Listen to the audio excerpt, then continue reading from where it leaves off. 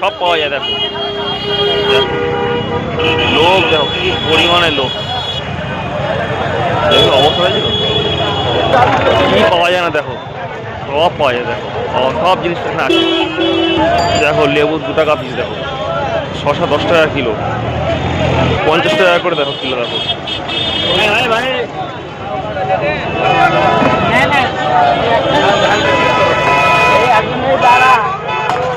দেখো 10 টাকা কিলো। দেখো কলা, দেখো কলায় কলা, কলায় কলা, ফুল দেখেছো ফুলটা কি পরিমাণে।